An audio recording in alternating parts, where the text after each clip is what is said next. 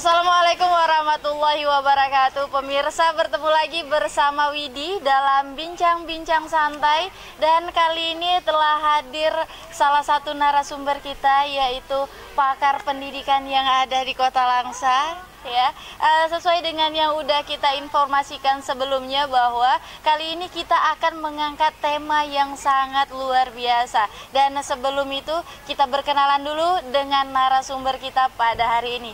Assalamualaikum Ibu. Waalaikumsalam Widi. Oke, jadi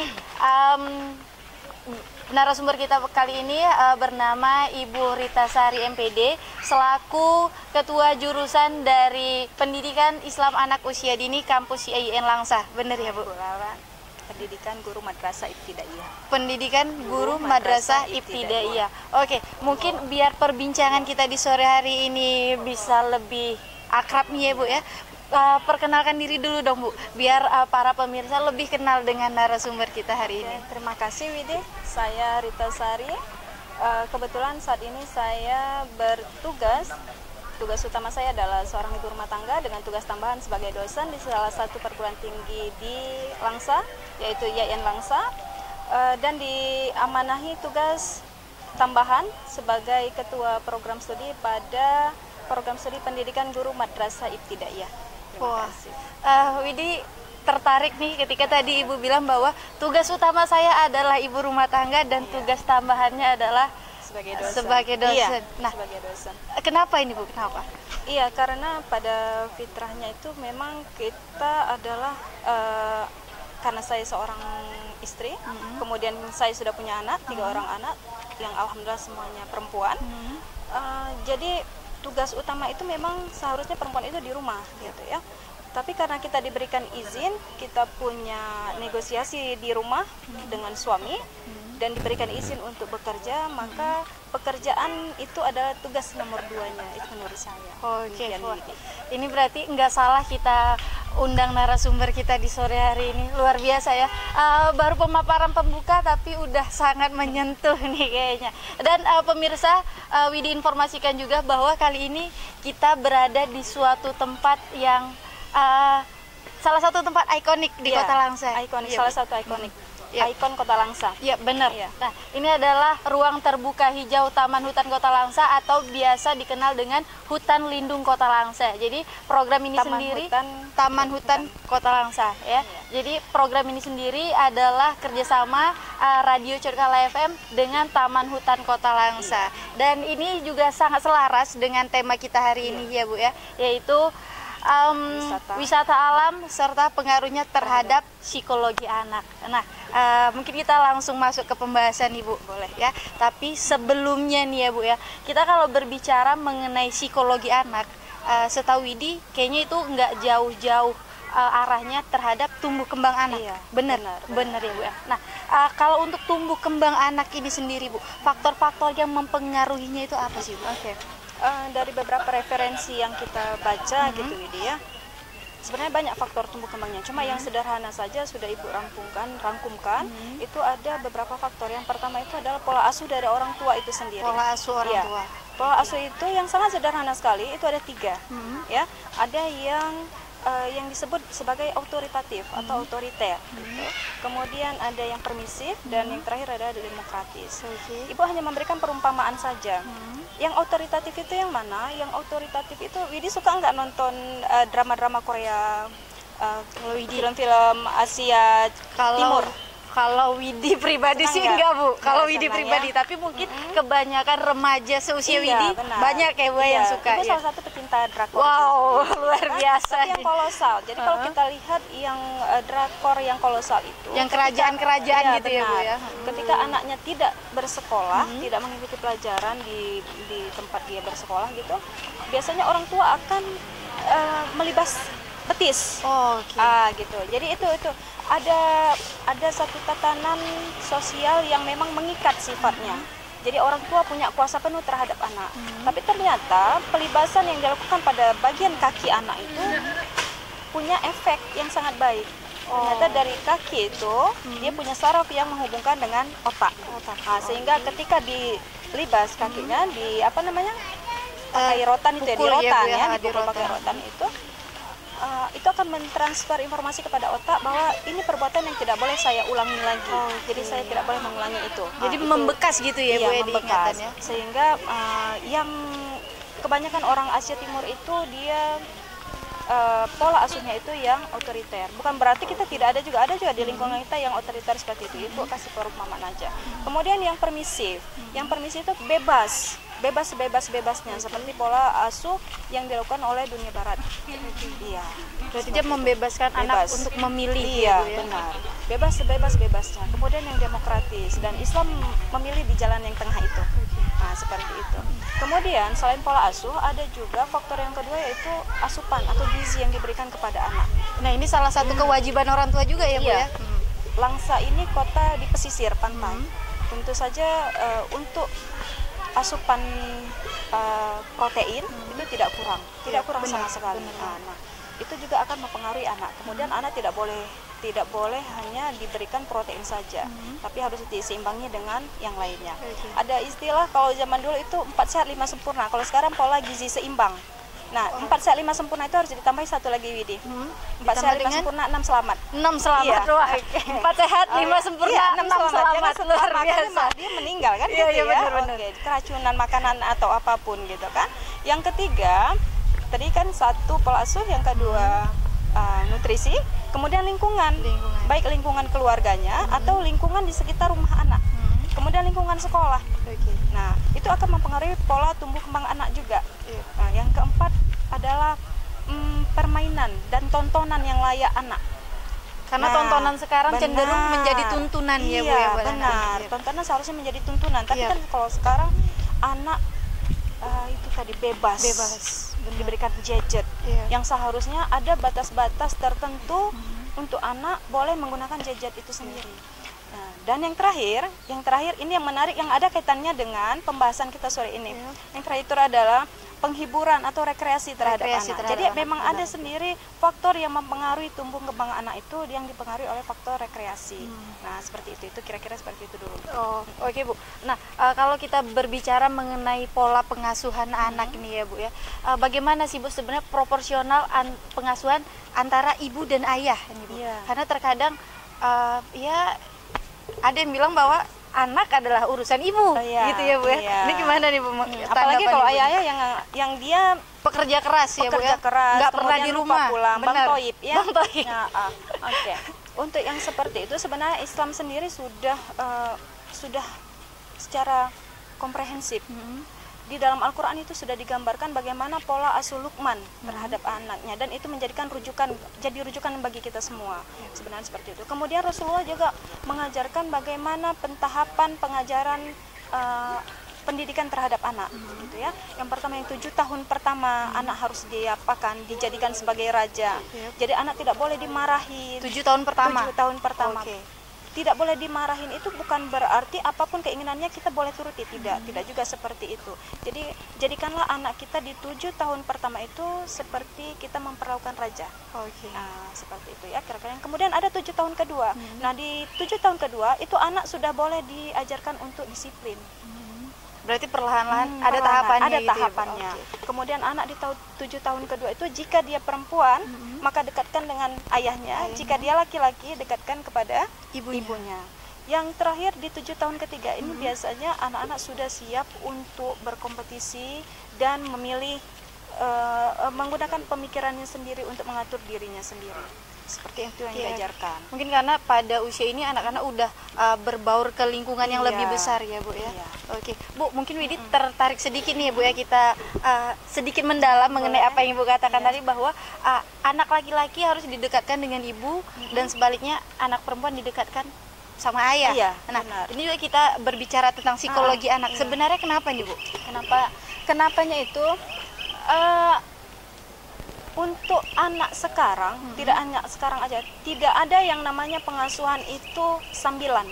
Kalau dulu zamannya ibu gitu ya, ketika ada PR di rumah, ibu mau kerjaan, "Ma, ini ada PR," gitu ya. Ini mama ibu nih sedang nyuci, sedang nyambel gitu ya kan. Sambil ngajari. Sambil mengajari. Nah, pemikiran anak di periode yang lahir di tahun 80-an dengan anak yang lahir di tahun 2000-an, kemudian di era yang digital saat ini, itu jauh berbeda sekali, Widi. Jadi tidak ada yang namanya pengasuhan sambilan. Jadi kalau kita pengasuhannya sambilan, jangan heran kalau nanti ada generasi sambel-sambelan. Gara-gara sambilan jadinya sambel-sambelan. Jadi tidak ada generasi yang seperti itu. Kenapa harus didekatkan? Supaya dia dapat figur, oh ini ayahku. Dan ayah itu boleh sesekali merayu anak gadisnya, itu boleh, nggak apa-apa. Supaya dia tahan. Kalau di luar, oh berarti ini tidak boleh. Ada batas-batasan. Nggak mempan lah dirayu sama. Udah biasa gitu ya. Udah biasa. Itu juga dengan anak laki-laki. Gitu. Jadi dia tahu bagaimana memperlakukan ibunya. Seperti itu. Berarti itu tadi gunanya pengasuhan silang ya, bisa kita bilang ya, Bu ya. Nah, bagaimana Bu dengan kondisi saat ini yang anak-anak itu mungkin lebih cenderung kurang dekat dengan pengasuhan silang itu tadi. Ini faktor-faktornya sebenarnya apa ini? Banyak faktor sih sebenarnya, itu tergantung negosiasi yang kita lakukan di rumah, ya kan, tergantung komunikasi yang dibangun di dalam rumah itu sendiri gitu ya. Jadi sudah seharusnya di dalam rumah itu ada yang namanya budaya responsif gender. Nah, budaya responsif gender itu sebenarnya bukan berasal dari Barat, tapi itu yang diajarkan oleh Rasulullah. Sebelum Rasulullah lahir, gitu ya, sebelum adanya Rasulullah, itu kan kita pernah baca sejarah ke belakang, bahwa perempuan pernah setiap kelahiran anak perempuan dia disiksa, yang dibuang atau yang dikubur hidup-hidup kan gitu. Tapi dengan diangkatnya Rasulullah menjadi penghulu segala nabi, jadi ikutan panutan kita, maka perempuan itu dimuliakan. Nah, responsif gender itu yang mana? Responsif gender itu adalah konstruksi sifat yang dilekatkan pada laki-laki dan perempuan, bukan jenis kelamin. Gender itu bukan jenis kelamin, tapi sifat yang dilekatkan kepada laki-laki dan perempuan dalam tataran konstruksi sosial. Jadi tidak menutup kemungkinan laki-laki mengerjakan pekerjaan yang dianggap pekerjaan domestik, pekerjaannya perempuan. Nah, yang dimaksud domestik itu perempuan mengerjakan bagian rumah bagian belakang, laki-laki berada di ruang tengah depan rumah, di ruang tamu. Nah, kalau perempuan, kalau bahasa masyarakatnya disebut perempuan itu tugasnya di dapur, di kasur dan di sumur, kan gitu ya. Jadi itu aja itu pepatah lama yang sering digembar-gemborkan hingga saat ini dan tidak relevan dengan keadaan sekarang gitu. Karena apa, kita banyak ibu-ibu pekerja gitu. Tapi jangan gara-gara pekerjaan kita mengabaikan anak-anak kita. Anak-anak itu titipan Allah gitu. Ujung-ujungnya anak yang menjadi korban. Ini sepertinya kalau kita bahaskan ini lebih luas lagi, kayak nanti kita butuh waktu khusus untuk ngundang Ibu lagi nih ya. Kita bicara khusus gender, Bu. Oke, Bu, kita kembali pada problema anak nih ya, Bu ya. Apalagi di masa Covid sekarang ini ya, Bu ya, di mana anak-anak harus belajar di rumah dan rekreasinya juga kurang. Nah, ini tanggapan Ibu sendiri gimana ini? Nah, alternatif yang bisa dibuat oleh orang tua itu ya, belajar, bermain, berekreasi itu tidak harus di tempat-tempat yang mewah, tidak. Jadi kalau di Kota Langsa sendiri itu kan banyak tempat ruang yang sudah disediakan oleh pemerintah daerah gitu ya, ruang terbuka hijau yang sudah disediakan pemerintah seperti di Lapangan Merdeka. Ya benar. Itu tempat favorit anak-anak juga ya, Bu ya. Di sana ada tempat olahraganya, sarana olahraganya. Kita orang tua harus tahu. Paling tidak kita tahu bahwa anak kita punya gaya belajar yang kita sebut dengan gaya belajar visual, auditori, dan kinestetik atau motorik. Nah, tidak selamanya anak-anak itu bisa fokus, tidak. Jadi memang dia harus dibawa santai. Dan itu ada di dalam Undang-Undang Nomor 23 Tahun 2003 tentang perlindungan undang-undang tentang perlindungan anak. Anak-anak harus diberikan hak dia untuk bergaul, untuk bermain dengan teman sebaya, untuk bermain di alam terbuka, itu harus ada. Karena apa? Anak punya hak terhadap pendidikan dan pengajarannya. Gitu. Jadi kalau dibawa, misalnya anak dibawa kemari, ini kan relatif bisa dikatakan wisata yang murah. Murah dan komplit di sini ya, Bu ya. Komplit. Semua ada. Nah, kenapa semua ada? Di sini kita bisa lihat, di sini ada dikenalkan tentang budaya Aceh. Iya, budaya Aceh. Kemudian di sana ada outbound. Di bagian sebelah sana ada Satwa taman hewan. Gitu kan. Kemudian ada apa lagi di sini? tumbuh-tumbuhan yang bisa kita kenalkan kepada dan anak. ada beberapa wisata buatan juga. Jadi gitu, Bu. Benar, ada beberapa wisata buatan. Jadi sebenarnya wisata rekreasi yang kita berikan kepada anak itu bukan yang harus yang mahal. Tapi bagaimana ketika kita mengajak anak berekreasi, orang tua mendampingi, bukan sibuk selfie. Ini kan penyakitnya itu. Benar. Ketika ngajak anak-anak rekreasi, orang tuanya selfie sendiri. Ini keluarga bahagia, guys. Gitu ya. Terus diupload gitu ya, Bu ya. Kan gitu. Bukan yang seperti itu yang kita mau. Kan gitu. Tapi mendampingi anak ketika anak memang bermain. Contoh kalau kita bermain ke laut. Anak kan sibuk main di air. Kenapa orang tuanya tidak terjun juga main di air? Kenalkan kepada anak bagaimana dia harus memegang pasir. Itu supaya apa? Merasakan deburan ombak. Kemudian ini dirangsang ini semua, distimulus jari-jarinya untuk merasakan perbedaan mana yang namanya pasir, kemudian mana air, bagaimana perbedaan tekstur. Nah, seperti itu. Jadi ketika membawa anak berekreasi, berwisata, dampingi. Tadi ingat tidak ada pendampingan, tidak ada pengasuhan yang sambilan. Jadi semua harus dilakukan secara total. Karena di zaman sekarang ini kan orang tua banyak yang ada yang bekerja kan, dua-duanya bekerja. Jadi momen-momen seperti waktu-waktu tidak bekerja yang off dari pekerjaannya, misalnya di Sabtu Minggu atau di Sabtu sore gitu, itu boleh dimanfaatkan bagi orang tua untuk memang benar-benar totalitas lah dia mengajak anaknya untuk bermain. Oke, Bu. Nah, kita tahu juga bahwa seperti yang sudah kita sebutkan tadi ya, Bu ya, di Kota Langsa ini ada beberapa tempat wisata, salah satunya Taman Hutan Kota Langsa ini. Nah, namun Bu, dengan adanya COVID yang sedang menghantui kita ini ya, Bu ya, kelihatannya semakin membatasi ruang gerak anak untuk ayo ke Taman Hutan Kota, tapi nggak bisa. Karena banyak tempat wisata ditutup. Benar. Ini pendapat Ibu gimana? Nah, anak-anak juga harus kita ajarkan tentang bagaimana dia harus menjaga kesehatan dirinya. Harus menjaga, itu dia harus tahu. Kemudian sekarang yang sudah marak dan anak-anak sudah paham adalah tentang protokol kesehatan. Bagaimana menghadapi pandemi COVID ini kan gitu ya.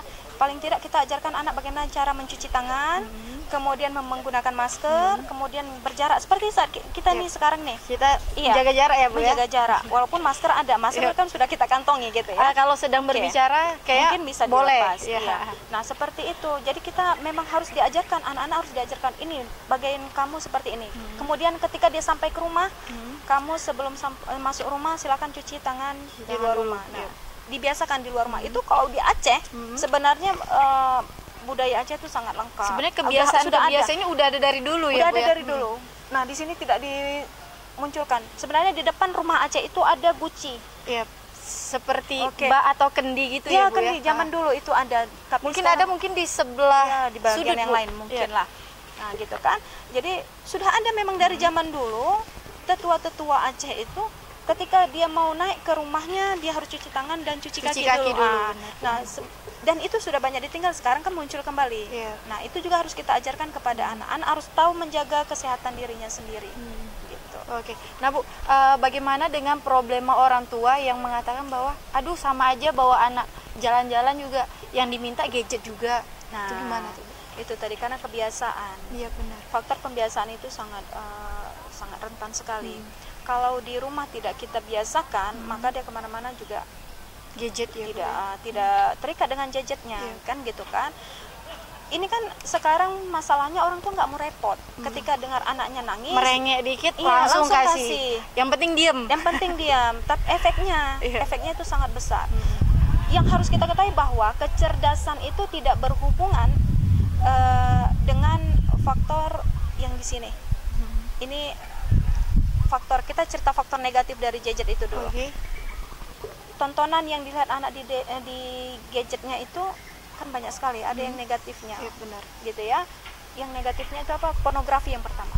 Nah, kenapa tadi Ibu sampaikan bahwa tidak ada hubungan antara kecerdasan dengan pornografi? Kecerdasan itu di kiri kanan. Otak kiri dan otak kanan. Maka di bagian kiri dan kanan. Kemudian pornografi di mana? Di tengah. Berarti di otak tengah ya, Bu ya. Nah, ketika dia melihat, dia fokuskan, gini kan, ini tidak terganggu ya. Yang terganggu berarti adalah otak kiri kanannya enggak ada. Jadi berkembang, tidak ya, Bu, ada ya? hubungan antara pornografi dengan kecerdasan itu, tidak ada. Itu hasil penelitian. Nah, seperti itu Widi. Jadi sedapat mungkin orang tua harus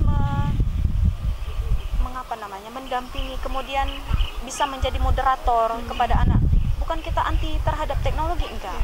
Teknologi juga punya pengaruh yang positif terhadap perkembangan anak. Boleh digunakan pada tempat-tempat yang dan benar, waktu tertentu. Sekarang seperti sekarang, anak-anak kan semua belajarnya daring. Iya, benar. Nah, boleh kapan mereka gunakan gadget ketika mereka memang harus melihat tugas yang diberikan oleh gurunya, gitu. Kemudian pelajaran yang disampaikan melalui grup-grup WA. Kan gitu kan. Nah, ini yang terkadang kelewatan ya, Bu, ya. Kelewatan. Mau ngerjain soal, anaknya buka YouTube. Iya. Makanya ketika anak belajar, anak nonton, orang tua mendampingi. Orang tua itu harus menjadi moderator. Benar. Iya. Jangan ketika anak nonton biarkan pergi. Mungkin sama yang kayak Ibu bilang di awal tadi, nggak bisa ngajarin itu sambilan. Sambilan nggak bisa. Iya. Kalau dia sambilan nanti generasinya sambal-sambalan. Oke. Nah, ini banyak juga adik-adik yang berkunjung ke Taman Hutan Kota Langsa, kayak yang bisa kita lihat di belakang kita ini.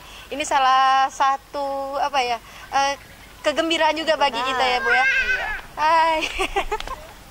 Nah, jadi Bu, kalau melihat anak-anak yang seperti ini nih, secara pribadi Bu, tanggapannya seperti apa nih, Bu? Nah,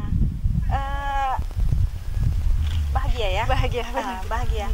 Jadi ada satu waktu momen-momen yang memang momen orang tua dengan anaknya itu hanya sampai di usia SD-nya anak, 7 tahun yang kedua itu.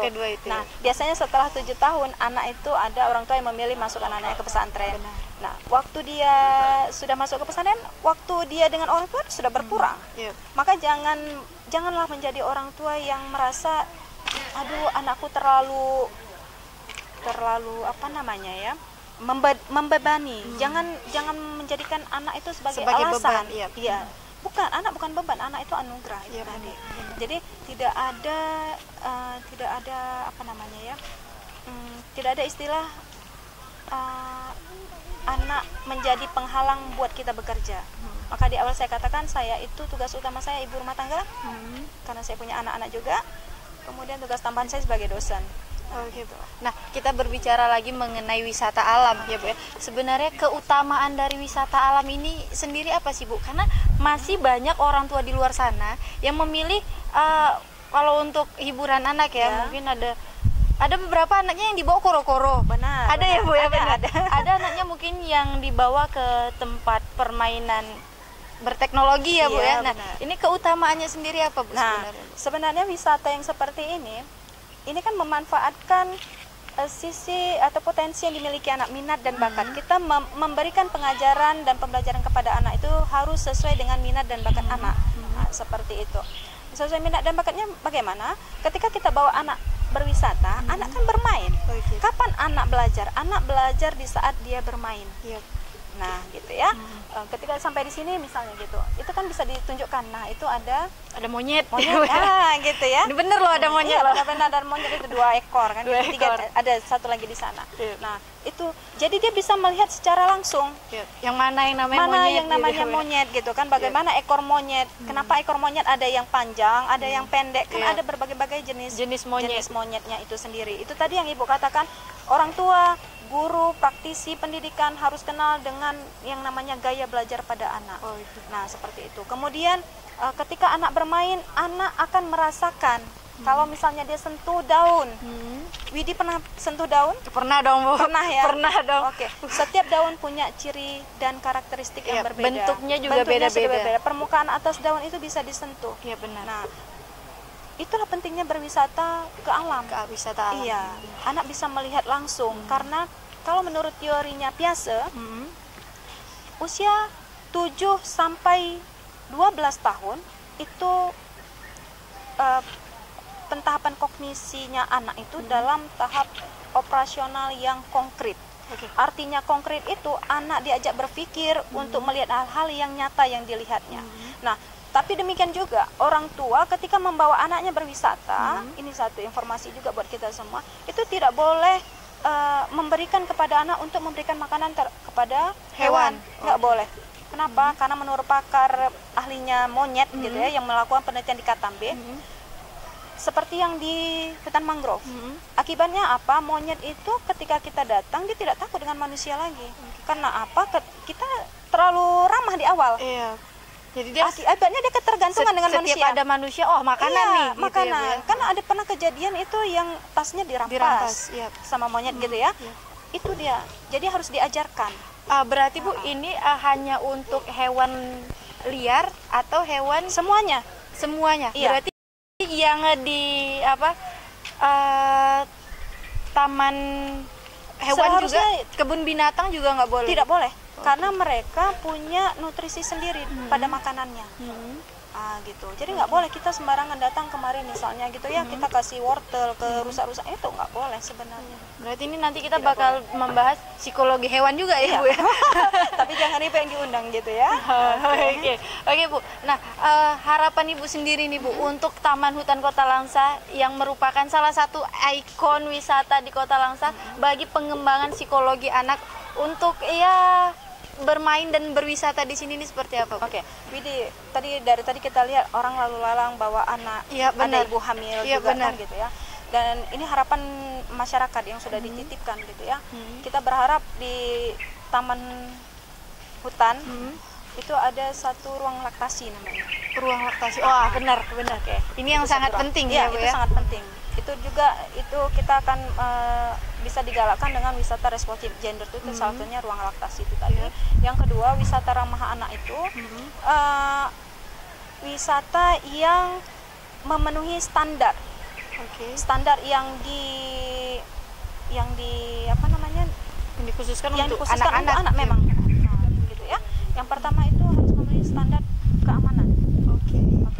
Wisata, tujuan diadakannya wisata itu kan sebenarnya untuk hiburan, melepaskan penat, rekreasi, kan gitu kan. Jadi harus keamanan. Contoh di mana di sini diberikan petunjuk-petunjuk mana daerah atau lokasi di sini yang berbahaya itu diberi tahu gitu ya. Kemudian yang kedua, berarti tadi kan keamanan itu mencakup itu tadi ya, adanya petunjuk. Kemudian keamanan juga mencakup adanya perlindungan terhadap hak-hak anak. Anak tidak boleh mendapatkan penganiayaan, pengancaman, atau kekerasan seksual. Nah, daerah tempat wisata itu rentan sekali dengan hal-hal yang seperti karena itu. Terdiri dari orang-orang yang ramai dan kita juga nggak kenal dari mana-mana ya, Bu. Nah, itu dia tadi kan. Yang kedua adalah keselamatan. Keselamatan dulu kan pernah itu kejadian di sini yang jembatan runtuh. Yang runtuh padahal itu. Sudah ada peringatan di situ ya. Maksimal berapa 60 orang, ya, 60 orang tapi yang lebih sampai ratusan, Bu. Nah, keselamatan. Jadi rambu-rambu itu juga penting. Nah, seperti itu ya. Kemudian yang ketiga, layanan. Nah, wisata bukan hanya sekedar sebagai tempat hiburan. Tidak boleh. Nah, tapi wisata itu memiliki unsur edukasi. Iya. Seperti di sini kan di label itu di pohon-pohon kan di label ada nama-nama pohonnya. Itu juga unsur edukasinya kan gitu ya. Nanti kalau misalnya datang grup-grup sekolah kemari juga bisa studi tour gitu ya. Kan gitu ya. Yang terakhir adalah tempat wisata itu harus memiliki unsur kepatuhan. Masyarakat ini kepatuhan berpulang kepada masyarakatnya. Masyarakat ketika sudah melihat tulisan jangan buang sampah kemudian tetap itu dilarang makan di bawah rumah aja gitu. Tetap makan juga. Nah, itu unsur kepatuhan itu. Jadi empat unsur itu harus dipenuhi ketika kita mau menggalakkan wisata ramah anak. Berarti di sini juga harus ada kolaborasi yang kuat antara pengurus wisata dengan pengunjung atau masyarakat. Nah, sebenarnya RTH ini bisa bekerja sama dengan perguruan tinggi untuk misalnya satu lagi ditambahkan dengan adanya layanan tadi kan layanan ada guide.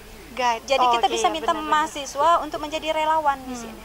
Sebenarnya seperti itu. Jadi bisa sekalian magang juga gitu ya, Bu ya. Wah, ini jadi bisa jadi paket yang komplit gitu ya, Bu. Gitu. Oke, Bu.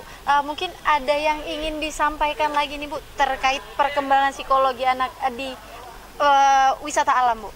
Nah, kami mengajak kepada masyarakat Kota Langsa untuk